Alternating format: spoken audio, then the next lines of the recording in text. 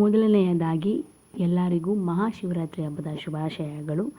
Welcome back to Madhu Heman blogs. ಇವತ್ತಿನ recipe ಬಂದು ಅವಲಕ್ಕಿಯಿಂದ ಬಿಸಿಬೇಳೆ ಬಾತ್ ಹೇಗೆ ಮಾಡೋದು ಅಂತ ನೋಡೋಣ ಬನ್ನಿ. ಶಿವರಾತ್ರಿ ಹಬ್ಬ ಆಗಿರೋದ್ರಿಂದ ಎಲ್ಲರ ಮನೇಲೂ ಉಪವಾಸ ಇರ್ತೀವಿ. ಹಣ್ಣು ಹಂಪಲು ಆ ಥರನೇ ತಿನ್ನಬೇಕು, ರೈಸ್ ತಿನ್ನಬಾರ್ದು ಅನ್ನೋ ಒಂದು ಕಾರಣಕ್ಕೆ ಈ ಒಂದು ರೆಸಿಪಿ ಮಾಡ್ತಾಯಿದ್ದೀನಿ. ಸೊ ನಿಮಗೆಲ್ಲ ಅದು ಉಪಯೋಗಕ್ಕೆ ಹೆಲ್ಪ್ ಆಗುತ್ತೆ ಅಂತ. ಸೊ ಅದಕ್ಕೆ ಬೇಕಾಗಿರುವ ಇಂಗ್ರೀಡಿಯೆಂಟ್ಸ್: ತೊಗರಿಬೇಳೆ, ನಾನಿಲ್ಲಿ ಮೈಸೂರು ಬೇಳೆ ತೊಗೊಂಡಿದ್ದೀನಿ, ಚೆನ್ನಾಗಿರುತ್ತೆ ಅಂತ. ಮೈಸೂರು ಬೇಳೆ, ಈರುಳ್ಳಿ, ಟೊಮ್ಯಾಟೊ ಮತ್ತು ನಮಗೆ ಯಾವ್ಯಾವ ತರಕಾರಿ ಬೇಕೋ ಅದನ್ನೆಲ್ಲ ನಾವು ಹಾಕ್ಕೊಂಡು ನಾವು ಒಂದು ಕುಕ್ಕರಲ್ಲಿ ಹಾಕ್ಕೋಬೇಕು. ಕುಕ್ಕರಲ್ಲಿ ಹಾಕಿ 3 ವಿಸಿಲ್ ಬೇಯಿಸ್ಕೋಬೇಕು. ನಂತರ ಹುಣಸೆಹಣ್ಣು, ಒಂದು ನಿಂಬೆಹಣ್ಣು ಗಾತ್ರದಷ್ಟು ಹುಣಸೆಹಣ್ಣ ನೆನೆಸ್ಕೋಬೇಕು.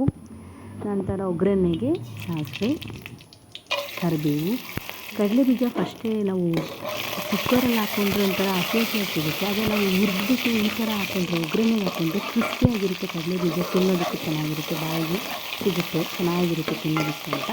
ಸೊ ಕಡಲೆಬೀಜ ಹಾಕ್ಕೊಂಡಿದ್ದೀನಿ ಮತ್ತು ಈರುಳ್ಳಿ, ಕರಿಬೇವು ಇಷ್ಟು ಹಾಕ್ಕೊಂಡು ಚೆನ್ನಾಗಿ ಫ್ರೈ ಮಾಡಬೇಕು. ಚೆನ್ನಾಗಿ ಕಂದು ಬಣ್ಣ ಬರಬೇಕು. ಈರುಳ್ಳಿ ಹಸಿ ಆಗಿರಬಾರ್ದು. ಅದು ನಂತರ ನಾವು ಬಿಸಿಬೇಳೆ ಬಾತ್ ಪೌಡರ್ ಇರುತ್ತಲ್ಲ ಅದನ್ನು ಹಾಕ್ಕೋಬೇಕು.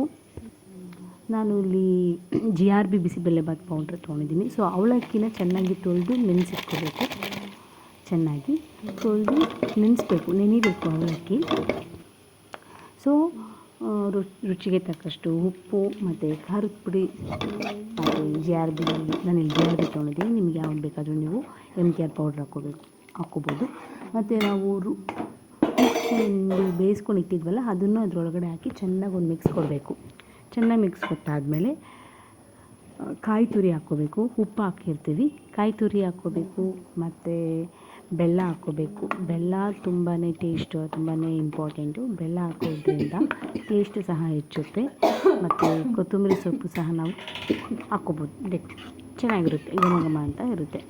ಸೊ ನೋಡಿ, ನಾನು ಮತ್ತು ಹುಣ್ಸೆಹಣ್ಣು ನೀರು ಇರುತ್ತಲ್ವ ಅದನ್ನು ಹಾಕ್ಕೊಂಡೆ, ಹುಣ್ಸೆಹಣ್ಣು ನೆನೆಸಿರೋದನ್ನು.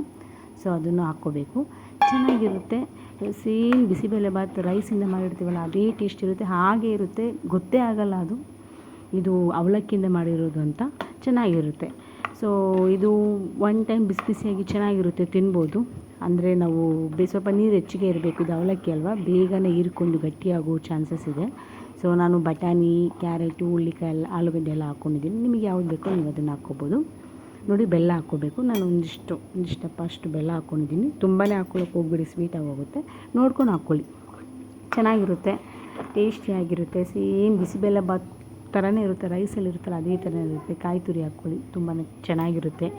ಸೊ ಯಾರೆಲ್ಲ ನನ್ನ ಚಾನಲ್ನ ಹೊಸ್ದಾಗಿ ನೋಡ್ತಾ ಇದ್ದೀರಾ, ನನ್ನ ಚಾನಲ್ನ ಸಬ್ಸ್ಕ್ರೈಬ್ ಮಾಡ್ಕೊಳ್ಳಿ. ನನಗೆ ವಿಡಿಯೋ ಫುಲ್ ಕಂಪ್ಲೀಟಾಗಿ ನೋಡಿ ಮತ್ತು ನನಗೆ ಸಪೋರ್ಟ್ ಮಾಡಿ, ಲೈಕ್ ಮಾಡಿ, ಶೇರ್ ಮಾಡಿ, ಕಾಮೆಂಟ್ ಮಾಡಿ, ನಿಮ್ಗೆ ಹೇಗೆ ಅನ್ನಿಸ್ತು ಅಂತ ಕಾಮೆಂಟ್ ಮಾಡಿ.